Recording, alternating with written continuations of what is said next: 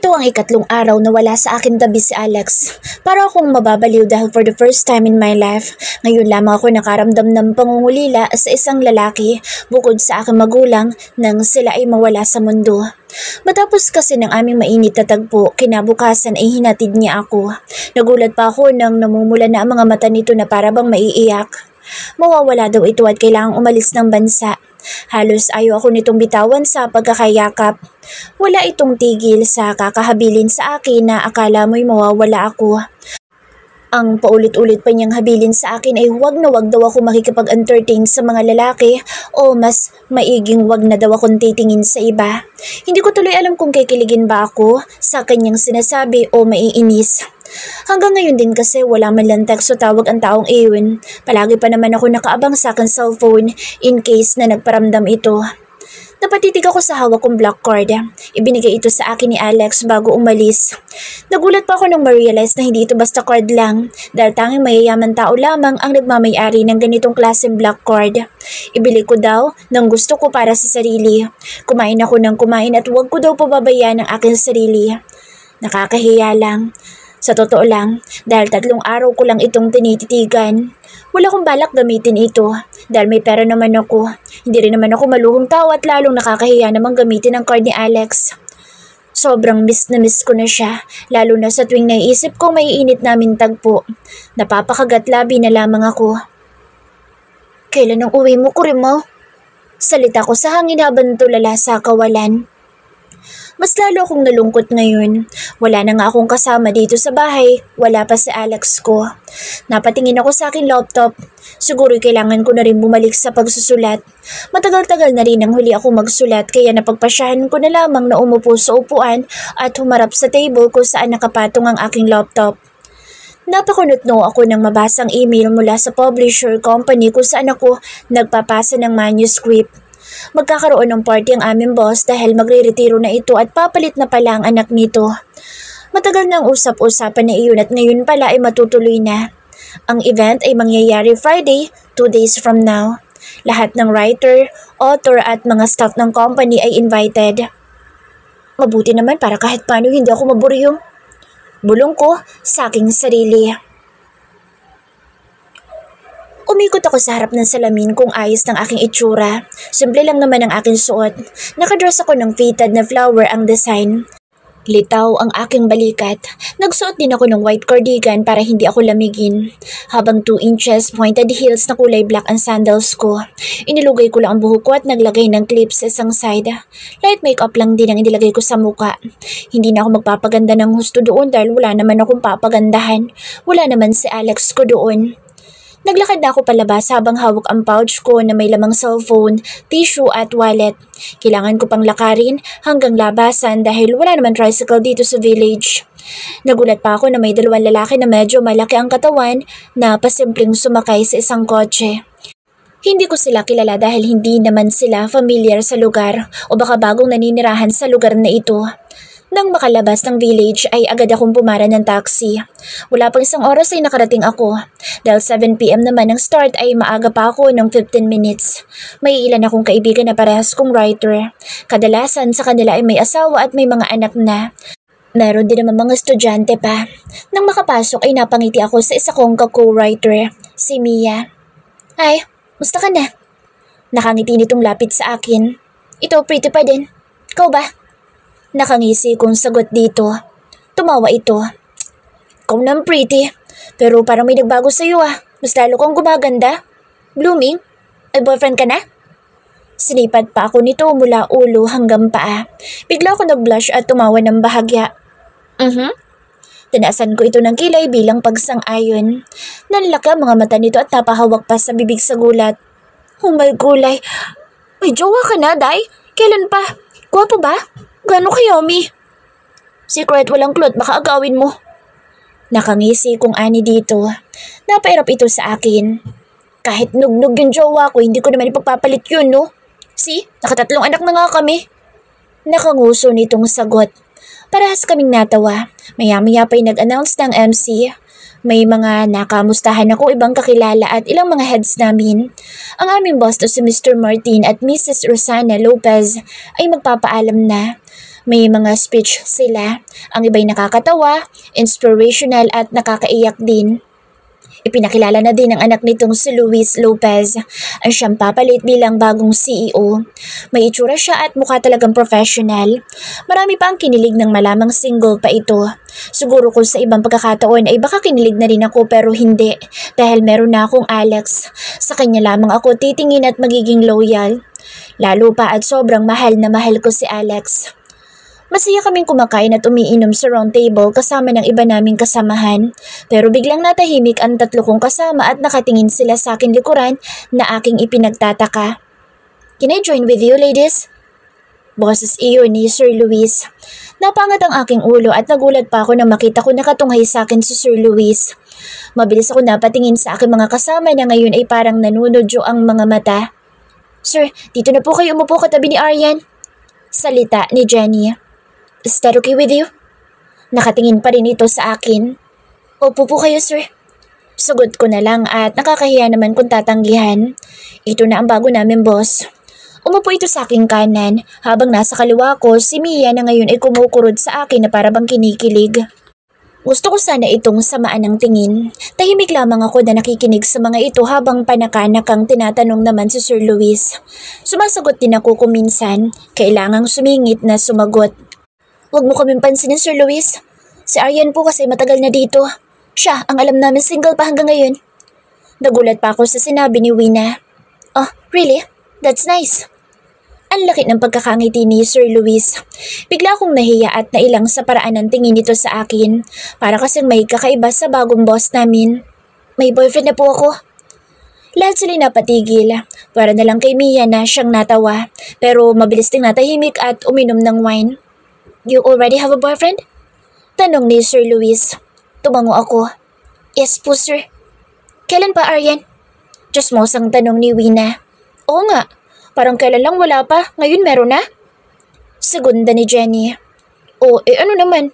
Kailangan ba dapat updated kayo sa love life ni Aryan? Kayo talagang mga marites." Biglang singit ni Mia. Napasimangot na lamang ang dalawa kaya nag-iba na lang sila ng topic. Napansin ko din biglang tumahimik si Sir Luis. Kung kanina ay magana pa itong sumasagot, ngayon naman ay parang tipid na. Hindi ko na lamang pinansin at sadyang naasawa ako sa paraan ng tingin niya sa akin. 10:00 na rin, natapos ang party. Nauna na rin umuwi si Mia dahil may maliit pa itong anak. Nakapagpaalam na rin ako sa ibang mga kasamahan ko at sa mag-asawang Lopez na aming former boss. Nag-aabang ako ng taxi na may biglang tumapat sa aking harapan na kotse.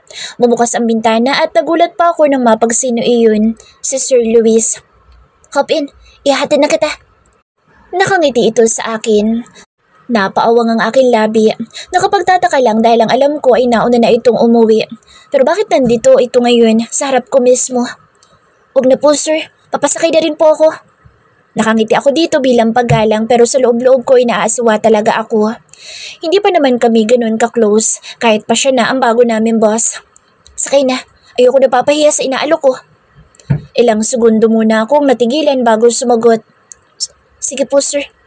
Sa likod ako umupo para kahit paano may space kami. Hindi pa rin kasi ako sanay sa kanya. Bagaman mukha namang gentleman si Sir Luis. Napansin ko ang pagkunot noon nito nang maupo ako sa likod ngunit hindi naman nagsalita. "Saan ang address mo, Aryan?" "Homeland Village po, sir. Sa QC." "You can call me Luis when we are together, Aryan." Nakatingin ito sa akin sa salamin na nakatapat sa akin. Nakakahiya naman po. Kayo po ang boss ko. Boss namin." "Nope, it's okay for me. Pag tayo lang naman dalawa para hindi ka mailang." Nakangiti ito sa akin. Mas lalo tuloy ako nailang sa ngiti nito. Tumango na lamang ako para matapos ng usapan. Pero hindi pa pala dahil muli ay nagtanong na naman ito. "Are you living with your boyfriend?" Tanong nito sa akin sabay sulyap sa akin sa mirror. Umiling ako ng marahan. "Nope, magkapit-bahay lang po kami." Really? That's nice. Hindi ba niya ako susuntukin once na makita kanyang hinatid kita?" Umiling ako. "Hindi. He's out of the country." Lumiwanag ang mukha nito. Okay." Sabay ngisi nito. Ako na may nagtataka sa paraan ng pagtatanong nito at panay ngisi. Kung gagawa ito ng kagaguhan sa akin, baka samain lamang ito dahil kahit maliit lang akong tao ay marunong ako ng self-defense. Mabuti na lamang at isinama ako ni Nalian para sa taekwondo at boxing kaya may alam ako. Matapos ang 30 minutes ay nakarating din kami sa aming village. Thank you po sa paghatid, Sir Luis. Ingat po kayo sa pag-uwi. It's my pleasure, Aryan. Matamis na ngumiti ito sa akin. Mabilis na akong bumaba sa sasakyan nito at naglakad na rin ng mabilis. Narinig ko na lamang ang pag-andar ng sasakyan nito paalis. Nang tumapat ako sa aking pintuan ay ganoon na lamang ang laki ng aking ginhawa. Diyos ko po, ayoko na siyang makita pa. Dahil bigla ako nakaramdam ng kunting kilabot. Kilabot hindi dahil para gawan ako ng masama ni Sir Luis, kundi kay Alex. Kung todo pa naman ito habilin sa akin na huwag ako makikipaglapit sa mga lalaki. Pero sa tingin ko hindi naman niya malalaman pa ang paghatid ni Sir Luis dahil wala namang magkukwento sa kanya. Hindi na lamang din ako magbabanggit sa aking mga kaibigan. Nang mabuksan ko ang pinto ay mabilis kong nakapa ang switch at pumasok na. Pero bago ko pa maisarado ang pintuan ay napatikwas ang isa kong kilay nang may makita kong isang itim na kotse na medyo malapit sa aming bahay. Lumabas doon ang isang malaking tao. Kasunod na lumabas ang isa pang malaking tao. Parang sila din yung kanina. Bulong ko sa sarili. Agad ko na ring sinarado ang pintuan. Sinipat ko lamang ang buong sala bago umakyat ng aking kwarto. Mabilis ako nagpunta sa banyo para maligo, para mapreskuhan. Ilang minuto muna din akong nagbabad sa social media bago ako makatulog. Katatapos ko lang maglista ng aking mga bibilhin sa supermarket. Paubos na kasi ang stocks ko at kailangan ko nang mamili. Inilagay ko na sa aking pouch ang listahan kasama ang wallet at cellphone. Nang matapos ay nagsuot lamang ako ng ripped jeans at t-shirt na kulay sky blue. Slipper na brown lang ang suot ko sa paa. Paglabas ko ay natigilan ako dahil mukhang uulan dahil madilim ang langit. 2:00 pa lang naman ng hapon kaya kumuha muna ako ng payong. Hawak ko ang payong at nagsimula ng umambon. Hindi pa man ako nakakalayo sa bahay nang magulat ako sa dalawang lalaki na nakatayo sa gilid ng poste habang nakaparada ang kotseng itim. Ito yung dalawang lalaki na nakikita ko noong mga nakaraang araw. Hindi ko na lamang sila pinansin at naglakad na palabas ng village. Mabilis naman ako nakasakay ng taxi at bumaba sa isang sikat na mall dito sa QC. Mas lalong lumakas ang ulan at sakto naman nakarating na ako dito sa loob ng mall. Nag-ikot-ikot muna ako baka sakaling may magustuhan na bibilhin. Pero nabagot din ako kaya pumasok na lamang ako sa isang sikat na fast food chain at umorder para kumain. Sarap na sarap ako habang kumakain dahil matagal-tagal na rin pala nang huli akong makakain dito sa Jollibee. Next time nga, yayayain ko ang mga kasama ko sa bahay na kumain dito once na magsiuwi na sila. Si Alex kaya, nakakain na kaya siya rito? Bigla ako napangiti dahil sisiguraduhin kung dadalihin ko siya dito. Nang matapos kumain ay dumiretso na ako sa hypermarket para mamili ng maraming stocks. Ang pera ko na lang muna ang gagamitin ko dahil wala naman ang mga kaibigan ko. Lalo na't ayoko naman syempre gamitin ang black card ni Alex. Dumampot ako ng meats, sariwang isda at mga gulay. Ganoon na rin ang ilang mga rekado. Hindi ko naman alam kung kailan ang balik ng mga kaibigan ko kaya hindi ko na masyadong dadamihan ang baboy at manok. Kumuha na rin ako ng ilang pwedeng pang snacks ko lalo na't kailangan ko iyon sa pagsusulat. Nang makumpleto ko na ang nasa listahan ko ay agad na akong pumila sa counter. Nang matapos ay may kabigatan ng aking mga dala na nakalagay sa 2 eco bag na malalaki. Pero gora lang. Nang nasa labas ako para maghintay ng taxi, ibinaba ko muna ang 2 eco bag dahil medyo masakit na sa kamay. Wala pang 1 minuto nang bigla na lang na may bumangga sa akin likuran. Kung kaya ay naatrasan ko ang 1 eco bag na ngayon ay tumilapon ang laman at nagkalat sa semento. Nagbabaga ang mga mata ko nang mapalingon sa akin likuran. Oops, sorry, hindi kita nakita. Paharang-harang ka kasi sa daanan. Maarting napahawak pa ito sa kanyang bibig. Kunwari pa ay gulat na gulat. Ang babaeng walang hiya.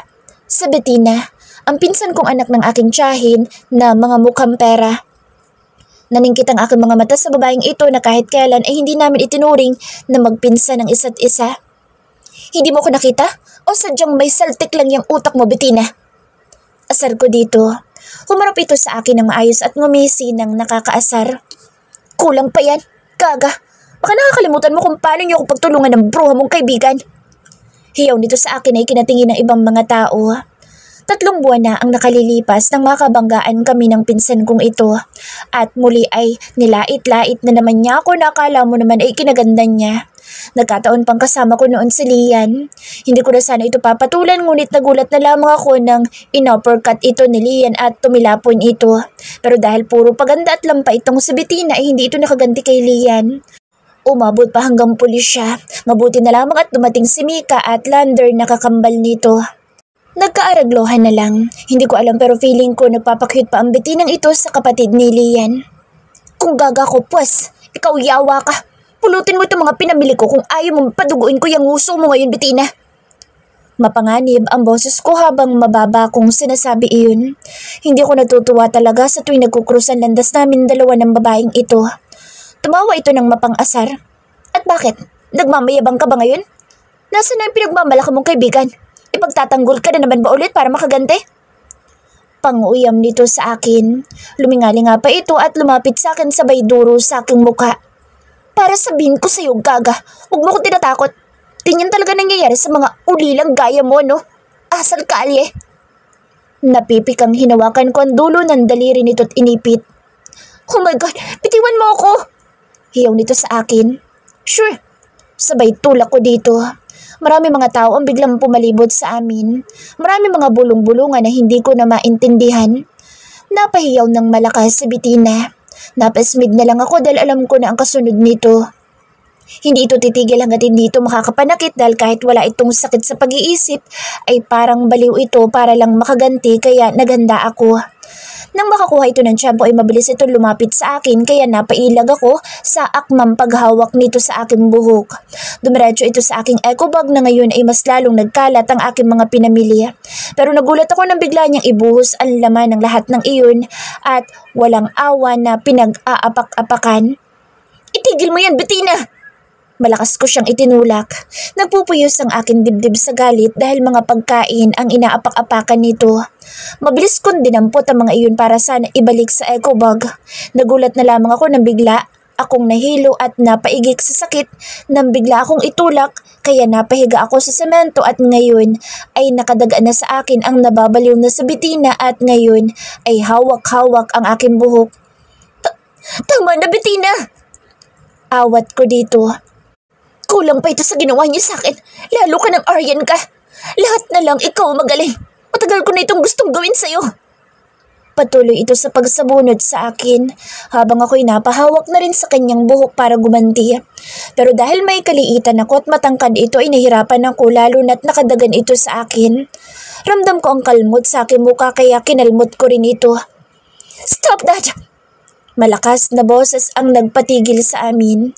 Naramdaman ko na lang ang pag-alis ni Bettina sa aking katawan. Naramdaman ko din ang malalaking kamay na pilit akong itinatayo.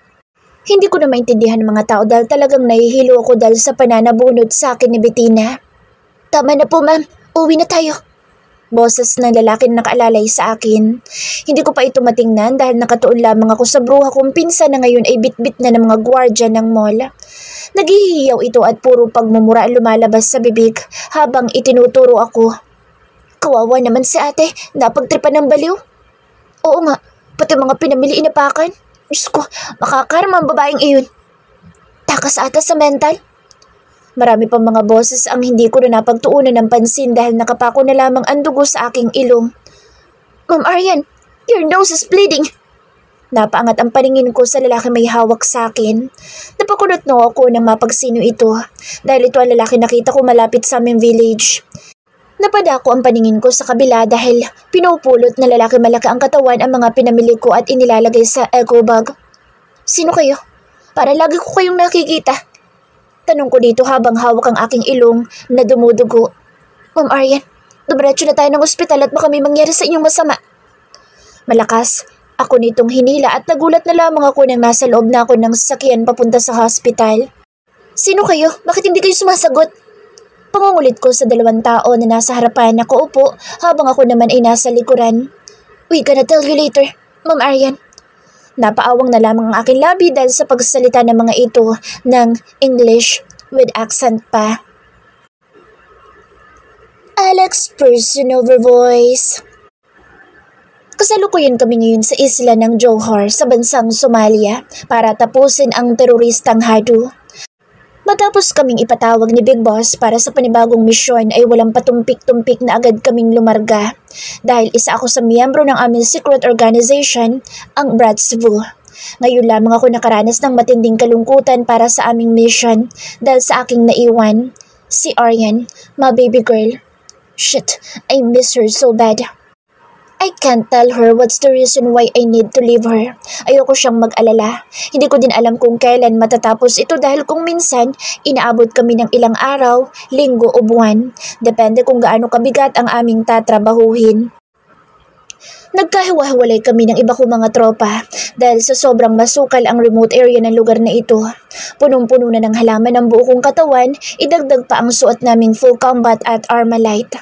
Napadaos-us ako nang marinig ang putok ng baril malapit sa aking gawi. Dumapa ako kahit na sobrang putik na dahil sa pag-ulan. Gumapang ako malapit sa malaking puno at itinaas ko ang hawak kong rifle. Shit, napangisi ako ng sakto kong naputukan sa ulo ang kalaban kahit pa sobrang layo nito sa aking pinagmulan. Muli ay gumapang ako at dahan-dahan na tumayo nang makita ko si Light na nangunguna ng tumatakbo. Tatawagin ko sana ito na bigla na lang maghagis ng granada. Malakas akong napamura. Asshole, what did you do, Light? Galit na bulyaw ko dito. Sinamaan lamang ako ng mukha nito na para bang siya lang ang naiinis sa aming sitwasyon ngayon. Maya-maya pa'y sumulpot si Fremonger. Kasunod nito sina Brookerman, Zimmerman at team leader McWright na ngayon ay naghagis ng 3 bomba. Ang panghuli naman ay si Griefer na nagpapaputok sa pinagmulan nito. Isa itong malupit na sniper. Let's go! Utos ni team leader McWright. Agad kaming nagsisunod na magsalita sa Light. Where are the 3 fuckers? Napahinto pa ito at lumingon-lingon. Alam kong hinahanap nito ang 3 na sina Miller, Lurkin at Rafferty. You are hot-headed, Light. They're all in the target right now. Sagot ko kaya mabilis na kaming nagsisunod kay team leader. Kanya-kanya kaming diskarte sa pagputok ng mga hawak naming armas dahil ang mga kalaban ay nagpapaulan na ng bala.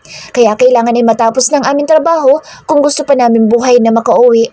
Lalo na't kailangan kong makauwi para sa aking baby girl na si Aryan. You are all need to get back here in less than 15 seconds. Any moment, the island will disappear. Mula sa earpiece na salita ng aming big boss. Shit! Malakas ako napamura, kaya wala nang kurap ay mabilis pasakidlat kaming lahat ay nagmamadaling bumaba na ng bundok. Napaigik ako sa sakit ng maramdaman ko ang pagtama sa aking braso pero hindi ko yun alintana dahil sanay na kami sa ganitong laban.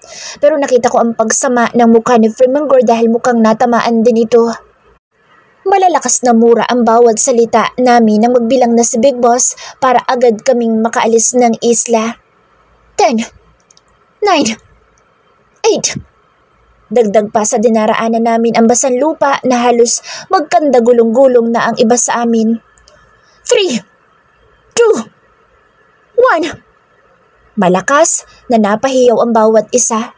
Sakto kaming nakasampa sa aming warship na ginagamit sa aming expedition kung kailangan. Malakas na pagsabog ang aming narinig dahil sa matataas na uri ng bomba na aming itinapon sa islang iyon na wala na rin kwenta dahil ginawang laboratory ng mga teroristang Hadu. Kitang-kita ang malaking apoy na tumupok sa islang iyon. Nang mapalayo ay agad na nagsalita si Big Boss. Kailangan niyo madala sa ospital dahil hindi kakayanan ni Zimmerman na kayo ay gamutin lahat kung siya din ay sugatan. Maotoridad na salita ni Big Boss. Inisa-isa kami ni Big Boss at nagsalita muli. Ang mas pinakamalaki ang sugat ay sa team leader McWright dahil nagdurugo ang likod nito. Pero kahit ganoon ay matikas pa rin itong tumayo ng tuwid. Counter team. Leader, start with you. Go! At ngayong gabi ay kailangan muna naming manatili sa hospital para magpagaling. Kahit kating-kating na ako, makauwi ay hindi pwede lalo na kung utos ito mula sa aming Big Boss. Bawal ang hindi sumunod dahil kasama ito sa aking sinumpaan tungkulin. I wish I can kiss and cuddle my baby Aryan. Napapikit na lamang ako habang inaalala ang magandang muka ni Aryan. Aryan's personal voice. Andito ako ngayon sa aking kwarto. Matapos kong magpalit ng pantulog ay agad na humiga. Nawala na ako ng gana dahil sa nangyari sa akin kaninang hapon. Nanlulumo pa rin ako sa aking pinamili kanina. Itinapon ko na lang ang iba lalo na at inapak-apakan iyon ni Bettina na may saltik sa utak. Habang ang iba naman na hindi masyadong nasira ay aking naiuwi. Sa katulad kong matipid sa pera ay talagang sobrang panghihinayang ang aking nararamdaman dahil hindi naman pinupulot ang pera. Nanggigigil pa rin talaga ako sa pinsan kong si Bettina. Nagpapasalamat din ako sa dalawang lalaki na tumulong sa akin na kalaunan ay mga tauhan pala ni Alex. Ayaw pa sana magsabi ng totoo kung hindi ko pa tinakot na mga stalker at susumbong sa mga pulis. Si Randy at Lucio. Kinulit ko sila ng kinulit kung bakit nila ako binabantayan. Yun pala'y inutusan nito ni Alex na kanilang boss. Taga-California ang mga ito kaya pala may accent kung magsalita ng Tagalog. Hindi rin ako makapaniwala na isa palang mayaman tao sa Alex. O sa mas madaling salita ay bilyonaryo. Isa itong piloto at nagmamayari ng isang airlines na nakabase sa California. Kaya siguro kilala ito ni Mika. Yun lang impormasyon na ibinigay sa akin ng dalawang bodyguards ko. Gusto ko mang itanong kung ano ang ginagawa niya dito sa lugar na ito, kung CEO pala ito. Hindi naman masagot ng dalawa dahil wala na silang alam. Pati sana ang family background ni Alex. Kaso nga lang baka hindi na rin ang mga ito magsalita kaya nanahimik na lamang ako. Habang iniisip ko ang kalagayan namin dalawa ni Alex ngayon, mas napagtanto ko na ang layo pala ng agwat ng buhay namin. Kaya hindi ko alam kung bakit niya ako nagustuhan. Sa pagbalik niya itatanong ko na lamang. Napatingin ako sa aking orasan, 5:00 na pala ng hapon. Magluluto na lamang ako ng aking dinner. Magigisa na lamang siguro ako ng sardinas. Dahil mga dilata lang talaga ang matino kong pagkain sa ngayon. Nagngingit-ngit man ang aking kalooban dahil sana sayang na mga binili ko ay wala na ako magagawa. Kapag muli kami nagkita ng Bettinang baliw na iyon ay talagang papaduguin ko ang kanyang uso. Langya na iyan, masakit pa rin ang aking mukha lalo na't may kalmot ang aking pisngi, dagdag pa na dumugo ang aking ilong. Hanggang ngayon ay masakit pa rin ang aking anit sa pagsabunot ng walang hiya. Saktong pagbaba ko ng hagdan nang bumukas ang pintuan. Napatigil ako at nagulat nang makita ko si Hana na may bitbit na maleta. Ate Aryan! Masayang patakbol lumapit sa akin si Hana. Hana! Nakangiti ko rin dito at ginantihan ito ng yakap. Namiss kita, Ate Aryan. Namiss din kita. Kinuha na ba ang alaga mo? Tanong ko dito. Tumango ito. Yes, ate. Last week pa. Ha? Last week pa pala pero ngayon ka lang umuwi. Takang tanong ko dito. Umuwi ako sa Bulacan, Ate Aryan. Namiss ko rin kasi ang tatlong tiyahin ko. Kaya kinumusta ko sila. Doon na rin si BFF ko na si Sammy. Inilagay nito ang maleta sa gilid at hinawakan ko ito sa kanang kamay at dumiretso kami ng kusina. Kumain ka na? Tanong ko dito. Umiling ito. Hindi pa pero nagpa-deliver ako ate for our dinner. Nakangiti ito sa akin. Napatitig ako sa mukha ni Hana. Naging blooming kasi ito at ang liwanag ng mukha. May kakaiba bang nangyari sa iyo, Hana? Blooming ka ngayon, be. Tanong ko dito at tiningnan ko ito mula ulo hanggang paa. Simple lang ang suot nitong pantalon at t-shirt pero lalo itong gumaganda habang tinititigan. Bigla itong nag-blush. Ha? Wala ate, ganun pa rin naman. Bigla itong napayuko, sabay kumuha ng tubig sa pitsil. Pinaningkitan ko ito ng mga mata. Alam ko meron, ayaw mo lang sabihin. Napatingin ito sa akin, maya-maya pinapatitig din ito sa akin. What happened to your face, Ate Aryan? Nanlalaka ang mga mata nito. Napahaplos ako sa aking kaliwang pisngi kung saan ay may kalmot. Napabuntong hininga na lamang ako kung kaya inaikwento ko ang nangyari sa akin kanina. Napasingha pa si Hana. Hindi ka pa rin talaga tinatantanan ng pinsan mo na iyon, te? Nababakas ang pagkayamot ni Hana sa pinsan ko na iyon. Kigil talaga ako ng Bettina na yun eh. Naku, kung malaman ni Atelier na nangyari sa iyo, te, tsak, hindi lang uppercut ang aabutin ng iskandalo sa mong pinsan. Natigil kami sa aming pinag-uusapan ng may nag-doorbell. Yan na siguro ang food natin. Tumayo si Hana at pumunta sa may pintuan. Sunundan ko na lamang ito ng tingin. Biglang kumulong akin siya nang makita ko ang hawak nitong 2 paper bags na may tatak ng McFood Restaurant. Wow, mukhang may datong ka ngayon, Hana. Napangisi naman ito sa akin. Ngayon lang to, Ate Aryan. Bukas wala na. Mabilis naman akong kumuha ng tig 2 plato at kubyertos, pati na rin ang baso. Si Hana na ang nagsali ng pagkain sa lagayan at ako naman ay gumawa ng orange juice. Habang kumakain ay wala kaming tigil sa kwentuhan. Halos hindi na namin napansin na nasimot na pala namin ang lahat ng pagkain at buto-buto na lamang ng manok ang natira. Ako na nagugas ng pinggan at tinayaan ko nang umakyat si Hana para makapagbihis ng damit. It's already past 9 in the evening at kasalukuyan kami ngayong nanonood dito sa sala ni Hana. Habang kumakain ng piatos, kumuha naman ako ng root beer sa fridge pampainit ng katawan. Kumusta nga palang uncle ng inaalagaan mo? Tanong ko kay Hana. Bigla namang nasamid sa iniinom si Hana sa tanong ko. Tumalas bigla ang aking radar. Which one? Sian or Sander? Sumulyap ito sa akin sabay tanggal ng malaki nitong eyeglasses at pinunasan iyon. The last one? Yung balbasarado na Malacanyaman? Pigil ko ang mapangiti nang makita ko ang pamumula ng mukha ni Hana. Ayos lang naman. Hindi ito tumitingin sa akin at halatang may itinatago.